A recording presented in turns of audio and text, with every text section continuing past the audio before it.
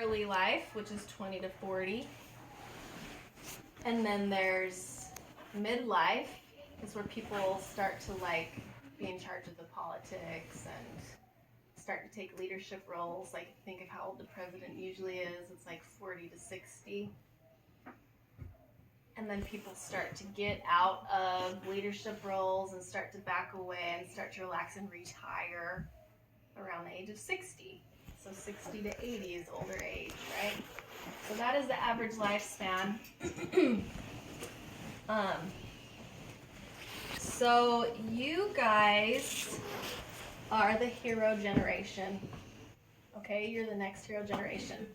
The hero generation, and I have been reading this book. It was taking too long, so I actually listened to it on Audible because it's a really thick, deep book.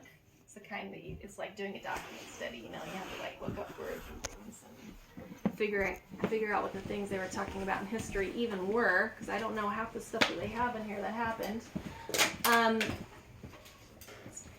But I also went online and listened to the author doing interviews. If you guys want to listen to some fourth journey stuff online, there's like some 5-minute stuff if you just want a quick listen, or there's hour-long stuff that I found really interesting too, if you want to understand it more. So, so the hero generation is born. You guys were born in the early 2000s, 2000 to 2020 is the hero generation. That might not be right. But I know you guys are hero generation. I don't think I have my dates right. But you guys are born during an unraveling. It's called an unraveling. It's when things are starting to feel like they're falling apart. All right? Our government's not being run correctly. People start to feel like life's just not working quite right. Things just aren't what you expected them to be. Okay, but in 2008, the crisis started. So you were born during the unraveling, and now you're living your childhood years during the crisis, okay? You will come of adult age after the age of 21 during the crisis. The crisis is probably going to last until about 2030 or a little bit after that. So it's like 2008 to 2028, but it'll be, just think. So 20 years is how long it lasts, okay? I need a different color. That's what I wanted this for. All right, so you guys were born during the unraveling. The crisis is happening right now. And according to the author, it probably started when the economy went bad.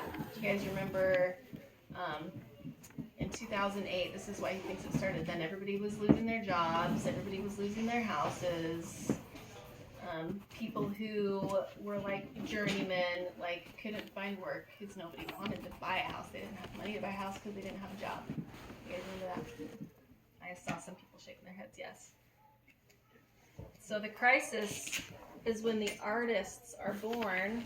So my little grandson that was just born, he's the artist generation. He's not part of the hero generation anymore. The next thing that will happen after that is called the founding.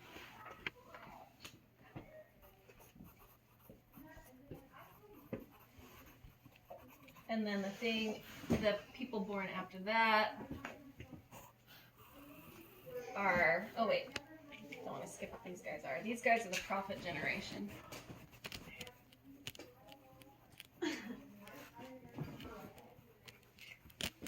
Because they're 40 years ahead of the hero generation.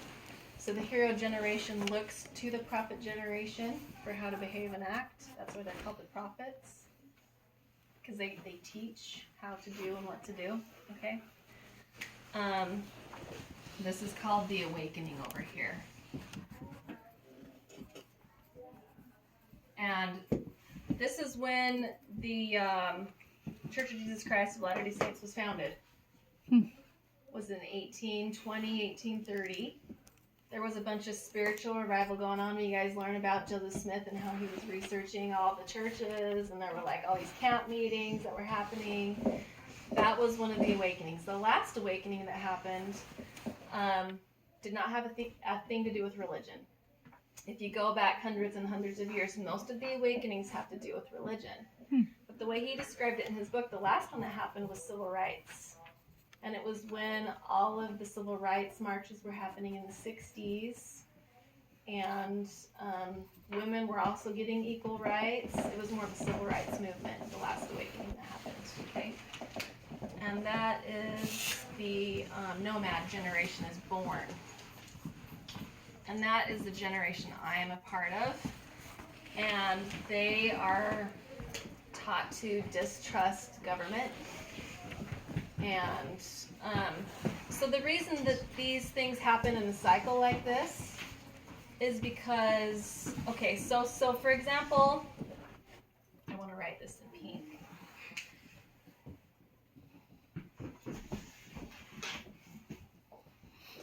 So the heroes, which were the people who, the hero generation were the people who fought World War II, they're born when things are falling apart, and so their parents teach them, look, things aren't working, and government actually does fall apart because it doesn't have to work that well. It's not that all bad things happen in an unraveling or in a crisis. Bad things happen here too, but the way people handle it is different in this generation and this generation, okay? It's the way they're raised and the way they treat it when it happens. So the hero generation was taught that things were falling apart by their parents because they lived during the unraveling. And then when they got to the crisis, they were adult age right here. This is when they're having their artist generation children. And they are the last generation that doesn't remember what war was like. And so they start to think, we need to fight for what we believe in. I was listening to the author William Strauss, or Neil Howe. I think it was Neil Howe. And he was saying that when World War I happened, one of our submarines was bombed. And it took us a year to come back and fight the war. Like to reverse and declare wars. Like, you bombed us. A year later, they're like, okay, well, we're in the war now. We're going to fight it. And the whole time they were in the war, everybody kind of ignored that it was happening. And when the soldiers came home, they didn't really, like, celebrate them or say, good job, that was great. They were just like, oh, we wish World War I hadn't happened. That's because we were only in World War I for a year. Yeah, but it didn't matter. They didn't care. But when the hero generation came home, so Pearl Harbor happened. The next day, they were like, that's it. We're gonna come attack you, right? And then after they came home, have you guys seen the videos of like the ticker tape parades? Where they're like marching down the street and everybody's like shooting all the paper out. And they're like, yay, our soldiers are home. We love them. They did such an awesome job. Yeah. It wasn't because that was the only time war had ever been fought. It was because of the generation that they were in and the way they felt about standing up for what they believed in and fighting for it all. So it's the generation and how they're taught. They're taught things are falling apart. You need to stand up for what you believe in. And so then they come and they have these kids and they start teaching their kids war is awful. You don't ever want to fight a war. Okay? And so after the crisis happens and the war happens, they go into a founding time. And that's when they start to work on the individual and the inside. Right here is where they start. Actually, no, wait. I'm ahead a generation. So founding is when they start to put political programs. They start to work on the political programs that are in place. So right now we're in a crisis, right? And everything is breaking down. The government is kind of switching. The founding is when they're going to put programs into place to fix everything that they saw that was broken right here. So I think kind of like of the BLM stuff, and I think of gay rights movements, and I think of people trying to like fight for civil rights right now. I think they're going to create a lot of rules and laws based on that stuff right here. That's just what I see. It doesn't mean that's what's going to happen, okay?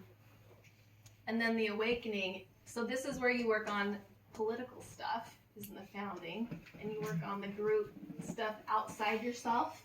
And then the awakening is when you turn inward and you start working on the individual. And that's why most of the stuff is like spiritual awakenings, or civil rights stuff, where you start like, people aren't treating me well because I'm a woman or whatever, and you start working on that kind of stuff. But then it turns into a selfish kind of a thing. And like the generation that I'm in right here, in the 70s and 80s, the people who were my parents' generation were really selfish about what they needed and wanted, and their kids turned into something called latchkey children. So the parents were like at work, and they were working on getting fancy cars, and they wanted lots of money, and they wanted to become millionaires, and they were just really inward focused. The divorce rate went up a lot, because people were like, you're not giving me what I need. It was really selfishly and inwardly turned. And a latchkey kid is a child who, like, say I'm 8 years old and I have a key around my neck instead of this thing, and I would come home from school and let myself in because my parents weren't there to take care of me, okay? So they become very like my generation, we pride ourselves in being able to take care of ourselves and do hard stuff. Like the Nike logo, just do it. That's like, quit complaining, quit being a baby, and just do what you need to do and get it done. Okay, our generation, we pride ourselves on that kind of stuff. And so, because that's the way we were raised. But then when we become parents, we start seeing all of the flaws in how we were raised, and we want to raise our kids differently, right? And so we start protecting our kids. We take our families very seriously. That's like our highest priority, because our families didn't take us seriously. So we saw problems, and then we change them. And that's how you get a hero generation, and how you get our generation a prophet and a nomad. It just keeps going around in a cycle of life. 80 years. That's a trip just to see you describing it this way. I'm like, oh my gosh. I'm like thinking of even all of the cultural, like I think of the 80s being very materialistic. Like if you think of like, well, you guys don't know, but my kid does. The music of the 80s. It's a material world. It's a material, you know, like I think of all of the music from the 80s, it all revolved around that. You know, it's like, wow. Or a lot of the cultural movies at that time, Risky Business, you know, like all of that was about self. And what really is a weird thing to think about is it happened 80 years earlier, like in the 1920s and 1930s. The Great Gatsby. Think of that. The Great Gatsby, you know, the swingers, they were really, really formal and covered up before that, and then the girls started cutting all their hair off, and they started wearing really short skirts and spaghetti straps, and they just went completely the opposite of what their parents did. And it comes back around every 80 years to 100 years, depending. It's interesting. The last thing that we studied, the Civil War, was actually the only time in history when it didn't follow the pattern. Oh, really? Yes, because half of our country did not fight, and it depends on how you look at it, because half of them thought they both thought they were fighting for the right thing, but they fought inwardly instead of going outside themselves and fighting for something else they believed in. So, what generation was the Civil War soldiers and stuff? It was hero generation. It was hero generation. Okay. Yeah. So I bookmarked, dog tagged this part because he goes through the years, marking down the hero generation and what wars they fought, because they felt like they had to fight worldwide wars every 80 years. Okay, so in 1485, which was the climax, there was the War of the Roses crisis, which was over in England. America had not really been founded yet. In 1588, there was the Armada crisis. The Glorious Revolution was in 1689. 1781, the American Revolution. 1863 was the Civil War crisis. 1944 World War II crisis, and then we're up to today. And the author is like, we could be fighting a war because your generation like is going to be like in the mid 1920s, like you would be that age. So, but it could be something more on the home front. It could be more like the Civil War, and that's kind of a scary thought. But just because he thinks it might happen doesn't mean it will. It just depends on how your generation decides to deal with it. And the weird thing about, so when you're in the founding right here in the prophet generation, these guys tell the young what to do. So they were telling us what to do, okay, like in politics and stuff and business and things like that. And then the nomads don't tell anybody what to do. They're kind of like a skipped kind of generation right here. We just kind of, he said we brush shoulders with greatness. It's like, so glad I'm in the nomad generation. I raised the heroes, okay? So these guys are the old people telling others what to do, but when you get to the hero generation, it becomes the young people telling the older people what to do. So that is why when we get to the hero generation, we end up going to war because there is young leaders. You don't have to wait for them to grow up all the way and get into their 40s to start doing that kind of stuff.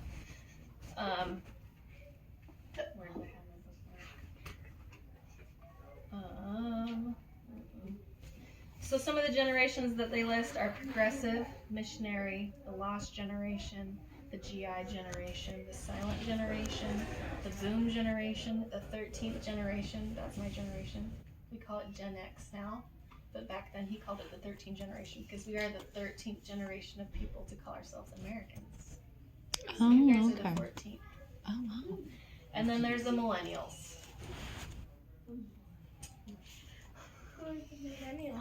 Millennials.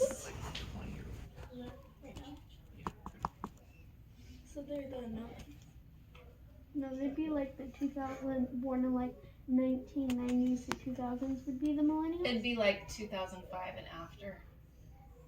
So people who are like 20, depending on how old your siblings are.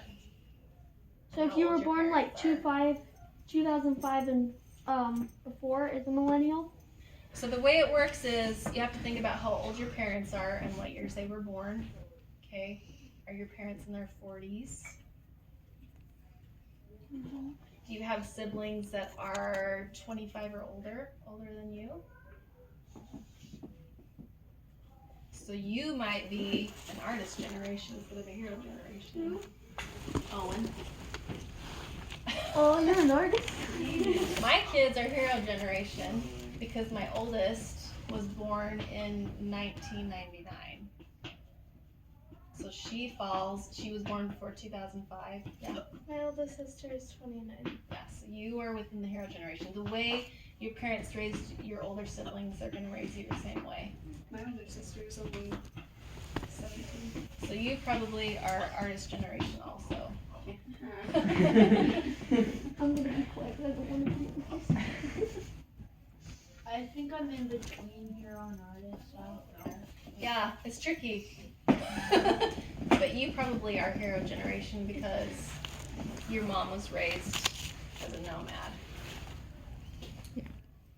So it just depends on how So it's like how old your parents are or what? Yeah. And how they're raising you and what's their ideals and Yeah. So. Yeah. We waited a while to have our flock. Okay, so crisis is, I have written revolution or depression. The next book we read is going to be Children of the Dust Bowl. That was during the Depression era. This founding is called a high. It's when everyone feels good, everything looks good. It makes me think of the 1950s, you know, when you see those pictures of the moms like in their aprons and they're wearing a dress while they cook a meal and they have little high heels on, you know. Or the Roaring 20s. Come home to a baked meal, I love you, kind of a thing. Yeah. But the thing that people don't think about when they think about this founding high era is that is when the politics, like the government, has the most control. So these people in the 1950s, they were controlled a lot about what they could say, what they could do, where they could work. But they had retirement, they had security, and they were raised to be quiet about it. They're called the silent generation. And so when their children came along, they totally rebelled. They were the hippies. And they were like, you guys don't fight for what you believe in, and you totally square, man. I gotta stand up for what I believe in. Yeah. Peace, man. Yeah. But when you think of hippies, do you think of the 1950s moms? Because those are their kids. They totally sloughed off what their parents believed in because they didn't think that it was right. Like you didn't do it right. I'm gonna do it my way now. And that's where we get hero. No. Those parents raise their kids being very selfish, and that's where you get hero. Because the hero comes from the kids who are like, my parents raised me wrong. Because everybody thinks their parent raises them wrong. And then they go out to do it their own special way. And that's how you get the cycle that happens over and over again. Okay, and then awakening is spiritual revival. I find this stuff so fascinating. It is. And then the unraveling is graphic mobility. What do you guys think when I say that? What is graphic? What's a graph? Yeah, no, I'm kidding.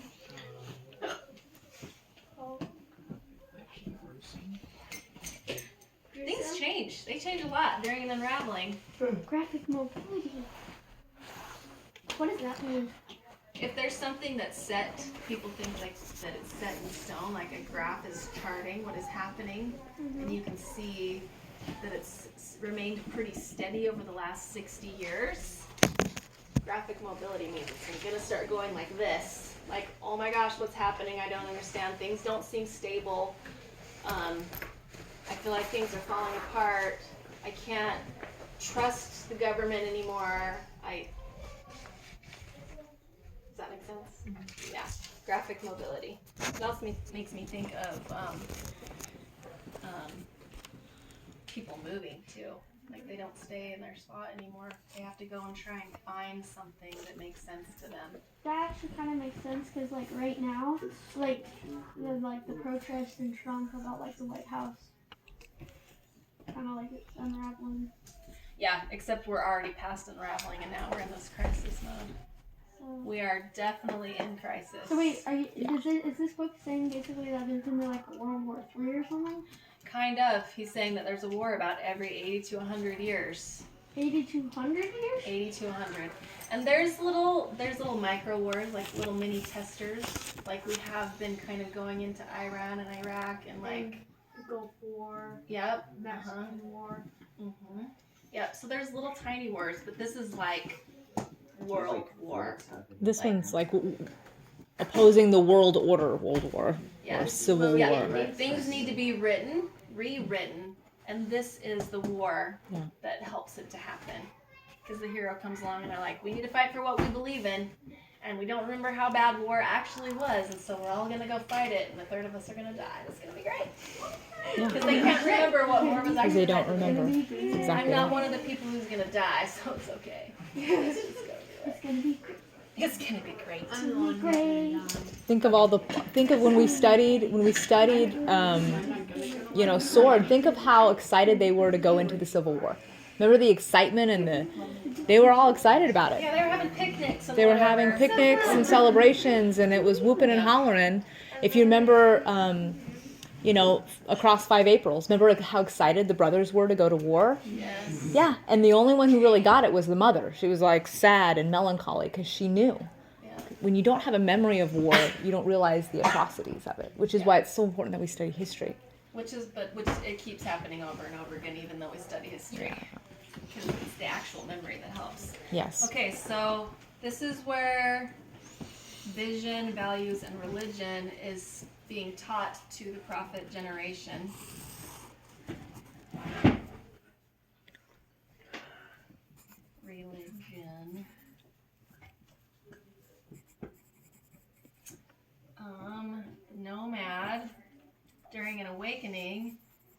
So this stuff is being taught. Spiritual revival happens because this stuff is taught to them. You see that? Vision, values, and religion. This is what the prophet, the artist parents teach their prophet kids this stuff. That is why it starts with the artist right here. Okay? The prophet generation teaches their kids that they should have liberty, which is why we don't like government, big government. Survival. I totally get that. I just finished building my pantry the other day. And honor, but personal honor. The nomads then teach their kids, the hero generation. Community is important. Affluence. That's like positive.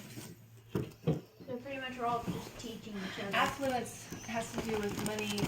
Like wealth, Yeah. I'd say, both personal and monetary Yeah. wealth and significance as well. And technology. Affluence. Technology is different now than it used to be. There's always been technological advances. So, and then the hero teaches the artist of community.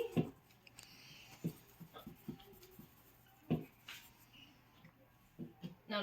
Community again? Oh, yeah, I'm Okay. rewriting the same one. Oops is right. Pluralism. Pluralism. So, like, more than one thing is okay. Expertise. You want to be an expert in your field. And due process.